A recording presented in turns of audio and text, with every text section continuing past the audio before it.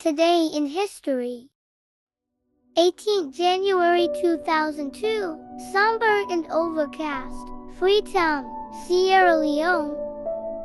Dear Diary, today was a really big day because they said the Sierra Leone Civil War is over. Everyone in my village was talking excitedly about it. I felt a mix of happiness and relief when I heard the news. My parents told me that the war has been going on for a long time, almost my whole life, and many people were hurt. The war started because people were really upset with the government and how things were being run. I learned from the grown-ups that a group called the Qrio.ai wanted to change things. They thought that fighting would help them get what they wanted, but instead of making things better, it made a lot of people suffer and hurt.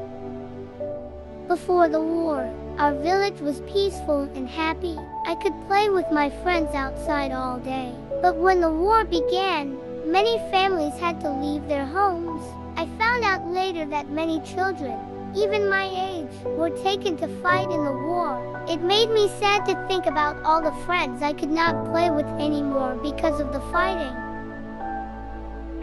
Today, I saw soldiers and people from the United Nations walking around. They were smiling and helping everyone. My dad explained that they helped gather the weapons from the fighters and encouraged people to stop fighting. There were celebrations in the street with music and dancing, and I felt like it was a big party that we all needed after so much crying. During the celebrations, I met a girl named Aminata, who told me she was a former child soldier. She shared her story about how she was taken away when she was just a little older than me. It made my heart ache to hear her talk about the things she had to do during the war. I promised her that we could be friends and help each other heal from the sad times.